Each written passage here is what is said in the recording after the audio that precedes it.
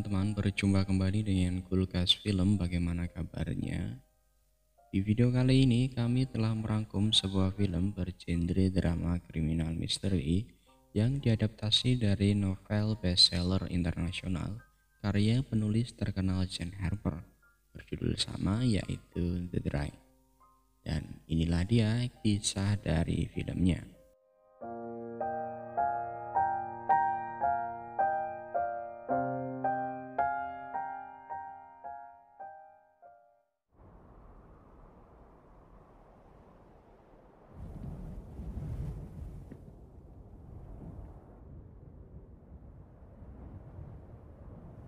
Adegan pertama dibuka dengan menampilkan berhektar-hektar lahan pertanian telah tandus kering kerontang yang menggambarkan telah terjadi suatu musibah kekeringan yang sangat panjang.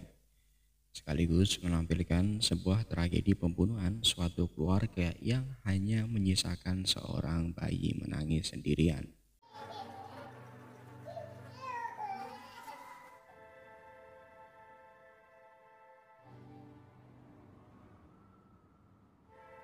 Adegan lalu berpindah menuju sebuah kota di Australia, dan film akan berfokus kepada seorang anggota polisi federal bernama Aaron Falk.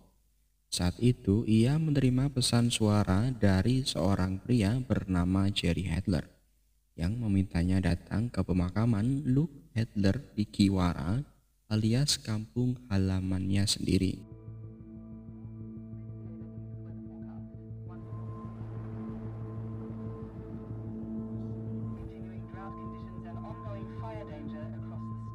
Aaron adalah teman masa kecil Luke, di mana saat ini Luke diduga menembak mati istri, putranya, dan menyisakan si bayi. Kemudian ia menembak dirinya sendiri. Aaron lalu teringat dengan masa remajanya saat bersama Ellie, Luke, dan Gretchen. Hurry up. Ellie's jealous. Jealous? Setelah prosesi pemakaman, Aaron kembali bertemu dengan Gretchen, sahabat masa kecilnya dahulu, di mana saat itu Gretchen adalah kekasih dari Luke Hadler, sedangkan Jerry dan Barb adalah orang tua dari Luke.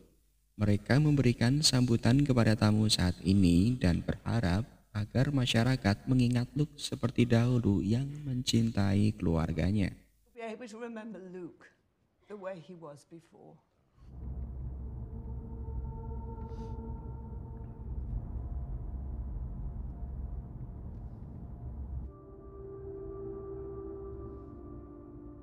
Saat di perjalanan menuju rumah Jerry, Aaron kembali mengingat tragedi kematian yang merenggut nyawa Ellie, seorang gadis yang diam-diam Aaron cintai.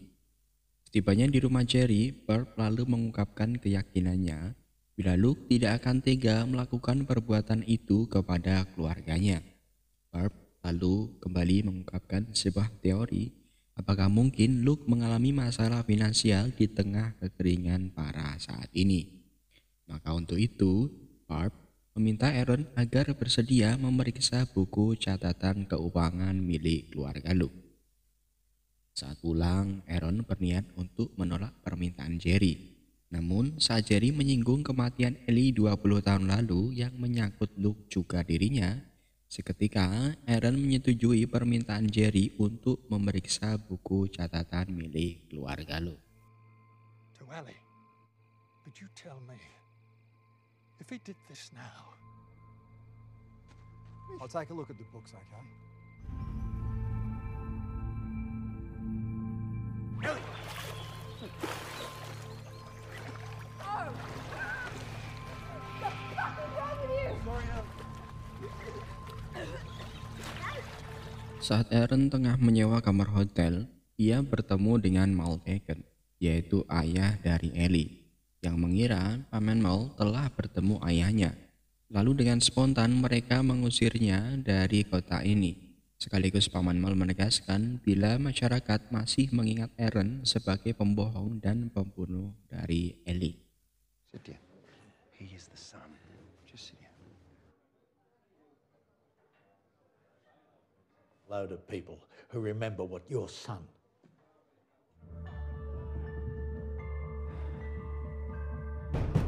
What? Wake up, you stinking pig! Menjelang pagi, Aaron pergi menuju rumah Luke. Ia disambut hangat oleh polisi lokal bernama Greg Reko yang langsung mengajaknya berkeliling. Sekaligus Greg lah yang nantinya menemani Aaron dalam proses penyelidikan.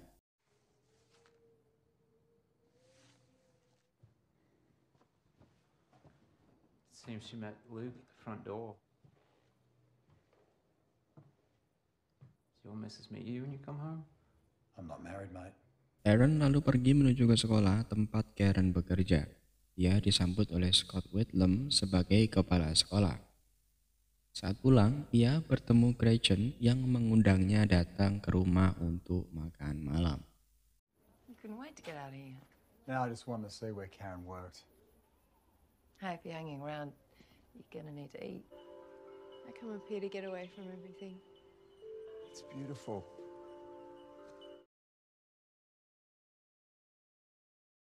Adegan kembali ke masa remaja Aaron saat bersama Ellie. Diperlihatkan mereka tengah berduaan di sebuah tempat favorit, di mana Aaron saat itu mencium Ellie. Lalu adegan kembali di masa kini saat Aaron tiba di kantor polisi. Ia meminta Greg menunjukkan apa yang ia temukan di gudang rumah Luke pagi tadi.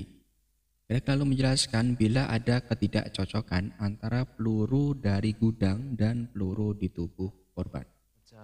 Only ammunition I can find on the whole property is Winchester.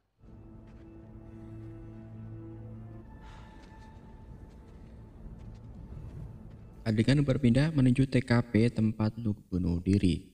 Greg menjelaskan bila terdapat 3 properti lahan berdampingan di sekitar danau, yaitu milik keluarga Luke Hadler, Paman Mall, serta Grando. Terdapat pula lahan lain yang saat ini sedang dipegang oleh Jamie Sullivan. Sekaligus Jamie adalah orang terakhir yang terlihat bersama Luke saat menembak kelinci sebelum akhirnya Luke menembak dirinya sendiri.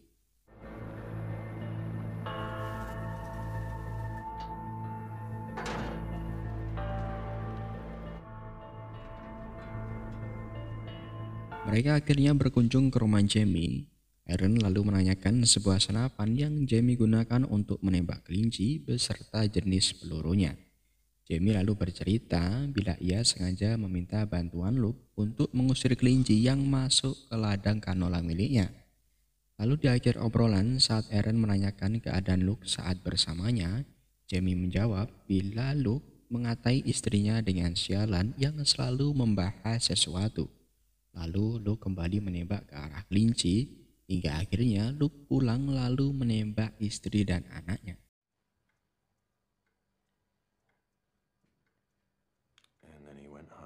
Shot her and the... Good. It's nice. Thank you. Adegan menampilkan Aaron sedang makan malam bersama sahabat masa kecilnya. Lalu di sela percakapan, Gretchen yang sangat mengenal Luke sebagai mantan kekasihnya, ia turut mengamini bila Luke memang tipe seorang pembuat masalah. Namun ia sendiri ragu bila Luke memiliki keterkaitan dengan kematian Ellie 20 tahun lalu. Ditambah dengan kematian Ellie dan kepergian Aaron dari desa, membuat hubungan Gretchen dan Luke berubah drastis yang hanya bertatapan satu sama lain. Lalu saat Aaron menanyakan pendapat tentang Ellie, di mana saat itu Gretchen tidak pernah mengutarakan kejujurannya terhadap kematian Ellie saat itu. Hingga akhirnya ia mengutarakan bila Ellie memang bunuh diri. Lalu ia mengira bila Ellie sedang butuh bantuan untuk mengatasi rasa benci terhadap ayahnya semenjak ibunya pergi dari rumah. Namun di luar dugaan, masyarakat malah menemukan nama Aaron di saku Ellie yang bertepatan dengan hari saat Ellie tenggelam di sungai. Sehingga memberi pilihan mudah kepada masyarakat untuk menyalahkan kematian gadis malang itu kepada Aaron selama sisa hidup mereka. Dan karena hal itulah, mengapa Maldeken dan Grendo selalu berusaha mengusirnya. Why don't you fuck off back to where you come from? I hope you appreciate it, Fork. What happened here has got nothing to do with you. Nothing. Aaron lalu mengunjungi rumah orang tua Luke sekaligus memberi kabar bila keuangan Luke baik-baik saja. Dan sudah pasti bila lahan pertanian bukanlah motif dibalik kematian anaknya. Lalu adegan kembali memperlihatkan Aaron mengingat masa lalunya. But you're still here. Under the Milky Way tonight. I think about the Milky Way tonight. It's something quite peculiar. My mom used to sing it to me over and over. Sepulang dari rumah Jerry, Aaron yang sedang mengembalikan buku perpustakaan melihat sepotong koran tentang dirinya yang telah memenangkan kasus Pemberley. Dan di baliknya terdapat sebuah nota catatan milik Aaron yang tertulis nama Grant di baliknya.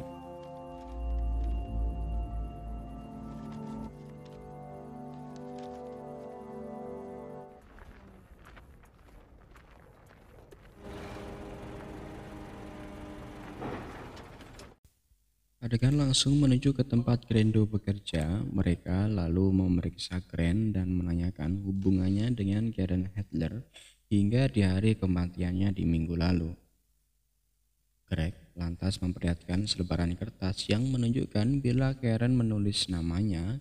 Namun Grant beralibi saat di minggu kematian Karen dirinya sedang bekerja di luar kota. Merasakan dirinya dituduh bersalah, Grant lalu melawan dengan menyinggung alibi Aaron saat kematian Ellie 20 tahun lalu, yang seketika mampu membuat Greg sedikit meragukannya. You got a couple of mates that'll back you up, you know. We're gonna check your movements on that day.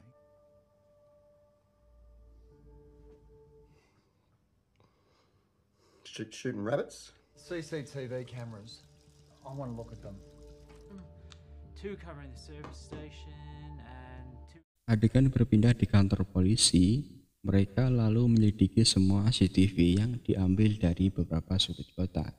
Aaron mempunyai keraguan terhadap alibi Grant dan Jamie bila mereka sengaja membohonginya perihal keberadaan di hari kematian keluarga Luke. Lalu Aaron kembali teringat saat dahulu ia meminta Ellie untuk datang menemuinya di sungai.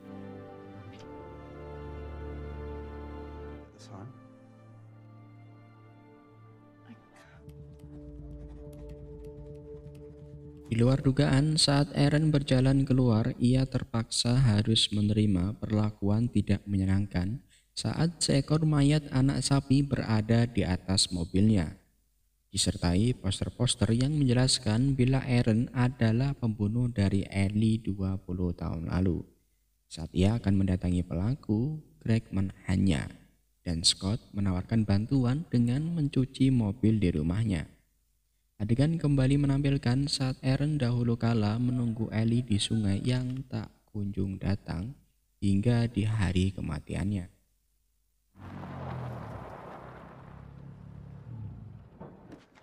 Oh yeah.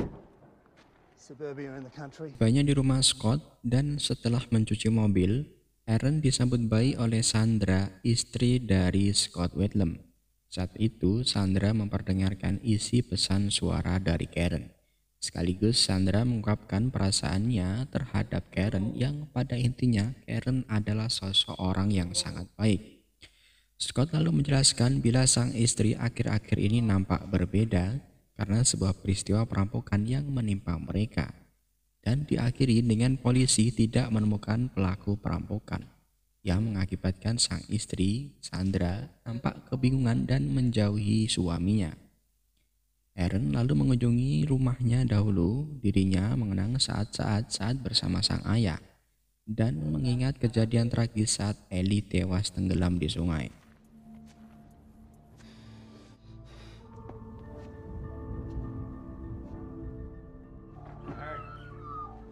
Aaron!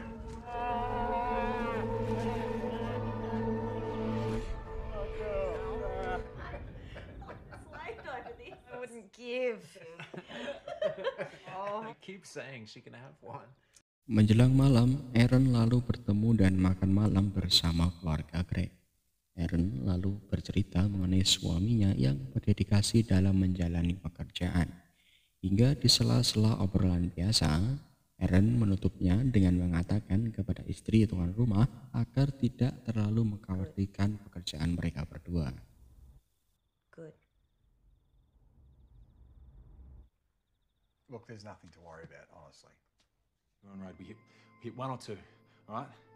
No, two. Shooting rabbits. You don't know where he was after school hours? Just on your own, or? No, I was with Luke Adler. Di malam yang sama, Aaron menuju kantor polisi dan lanjut memeriksa kamera CCTV. Ia lalu menemukan bukti kebohongan Jamie mengenai keberadaannya di hari kematian keluarga Luke. Aaron lalu menuju bar. Ia melihat Grant memukuli Jamie beserta Scott yang gagal melerai. Lalu alasan dibalik pertengkaran itu adalah Jamie telah menyebarkan berita tentang pembelian properti milik keluarga Adler kepada Grant. Dan tidak berselang lama, Aaron membawa Jamie kepada Dr. Lake dan menanyakan kejadian sesungguhnya mengapa Jamie membohonginya. Lalu ia menjawab bila Jamie adalah seorang idiot dan menegaskan kembali bila Jamie berada bersamanya saat di hari kematian keluarga Luke. Lalu Aaron kembali menanyakan alasan mengapa dirinya berbohong yang malah membuat Aaron terbungkam dengan alasan yang Jamie utarakan. Lying to an officer? Like, I care who you sleep with, mate. It becomes second nature, lying about something for so long.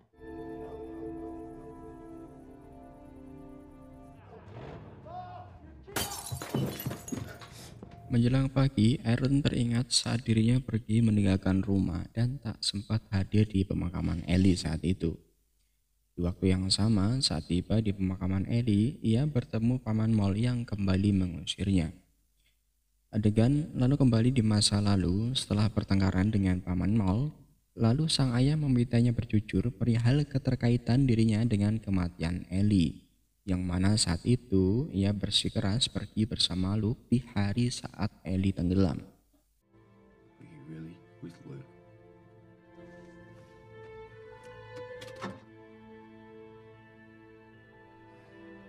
Aaron lalu pergi menemui Gretchen. Ia mengetahui fakta baru bila Gretchen menggunakan peluru Remington selongsong biru yang identik dengan peluru yang menewaskan seluruh anggota keluarga Luke. Saat di dalam rumah, ia menemukan tumpukan-tumpukan berkas pengajuan dana hibah untuk institusi pendidikan, yang mana hal itu sama-sama dikerjakan Gretchen dan Karen demi sekolah tempat mereka mengajar. I try to do my best, but it's not really my thing. This is perfect timing for once. See ya! Thanks, Andrea.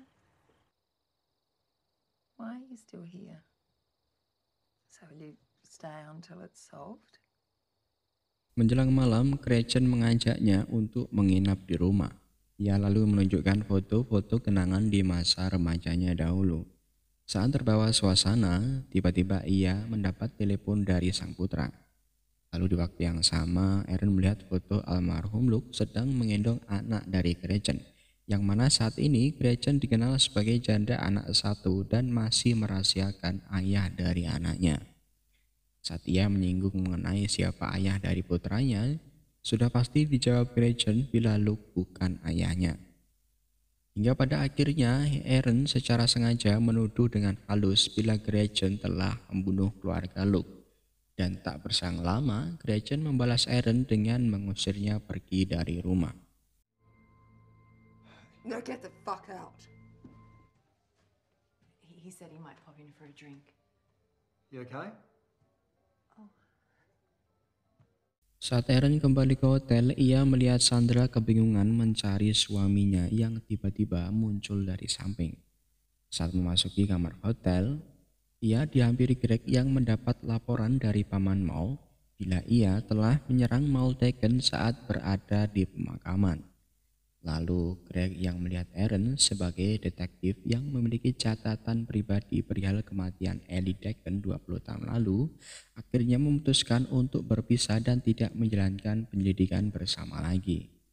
Backstage pass was stupid rookie shit. I can handle this on my own.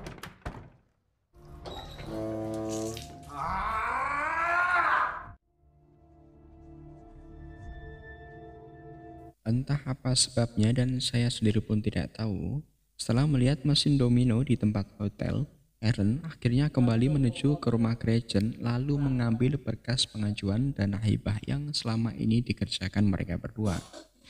Dan saat berada di dalam mobil ditemukan sebuah fakta baru bila grant yang selama ini ditulis Karen bukanlah Grando, melainkan adalah proyek dana hibah pendidikan atau education grant.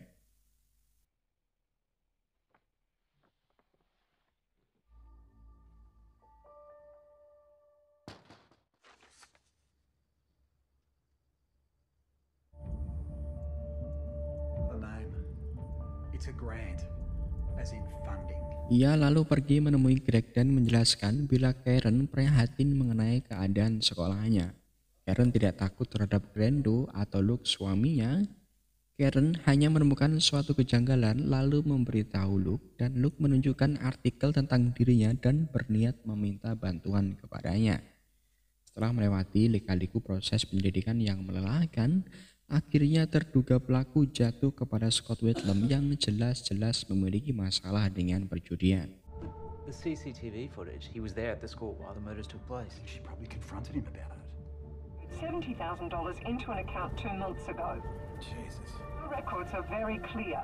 We approved the... Saat di perjalanan menuju tempat Scott bekerja, di telepon, pihak pemberi dana jelas dan sangat yakin mereka telah menyetujui dana hibah untuk sekolah dan telah mentransfernya 2 bulan lalu. Di tempat lain, Scott yang berada di sekolah merasa yakin bila kejahatannya telah terbongkar, lalu saat akan pergi meninggalkan sekolah, ternyata di kejauhan Aaron dan Greg datang menuju ke arahnya.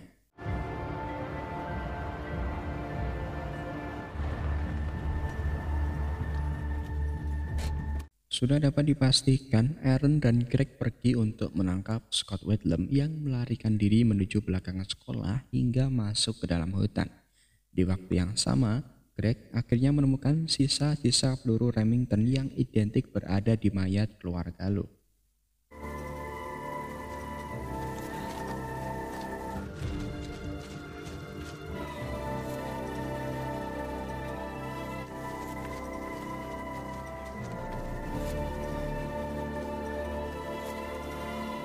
Mereka akhirnya menemukan Scott bersembunyi di balik pohon kering, lalu mengancam akan membakar hutan. Ia lalu mengutarakan sebuah alasan mengapa ia jauh-jauh pindah ke tempat ini, yaitu agar ia dan keluarganya tidak ditemukan oleh debt collector yang pada akhirnya menemukan dirinya beserta istri dan anaknya, bahkan mengancam putri kecilnya untuk dibunuh. Lalu Scott yang sangat membutuhkan uang tidak memiliki pilihan lain selain membunuh keluarga Luke dan menyimpan dana hibah $70.000 untuk ia simpan sendiri demi melunasi hutang-hutang judinya.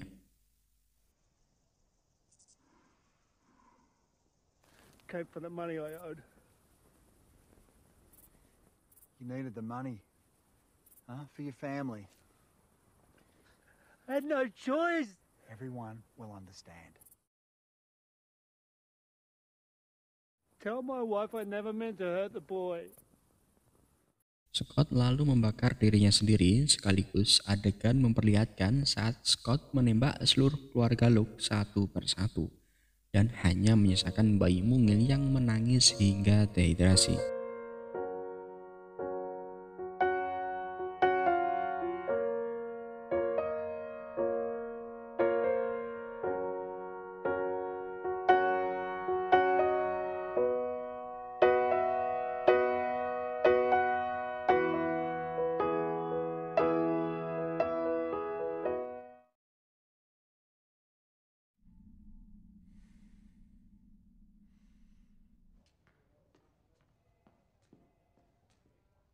Adegan kembali kepada Aaron yang terbangun di rumah sakit. Berita tersebar di seluruh kota bila Aaron dan Greg telah menyelamatkan sekolah dan hutan dari kebakaran hanya dengan tangan kosong. Lalu ia mengunjungi Greg yang masih pingsan, lalu mendapat informasi bila Scott telah dipindah ke Melbourne dengan kondisi luka bakar parah. Jerry dan Barb akhirnya mengucapkan terima kasih dan lega bila Luke putra mereka bukan pelaku pembunuhan keluarganya sendiri. Gretchen pun terharu dengan Aaron yang pada akhirnya mengatakan dengan jujur bila ia melihat Ellie saat itu tengah pergi ke sungai, dan memberi fakta lain yang lebih mengejutkan bila di hari Ellie tewas tenggelam ia pergi berdua bersama Luke dan menjadikan Gretchen ikut berbohong juga. So I lied too. He was with me that day. See you in another 20 years, eh?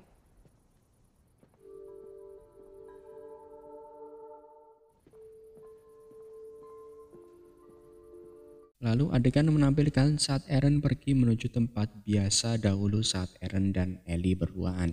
Ia tak sengaja menemukan isi tas Ellie 20 tahun lalu. Dan seketika diperlihatkan masa lalu saat detik-detik Ellie sebelum tewas. Karena benci dengan sang ayah, Ellie pun kabur dari rumah seperti yang dilakukan ibunya, pergi menuju sungai. Namun Ellie memilih tak menemui Aaron dan meninggalkannya sendiri di sungai. Di waktu yang sama, Maldecon, ayah Ellie, mencarinya dan menemukan Ellie kembali dari sungai. Dan akhirnya film pun ditutup dengan Aaron yang pulang dengan membawa tas Ellie.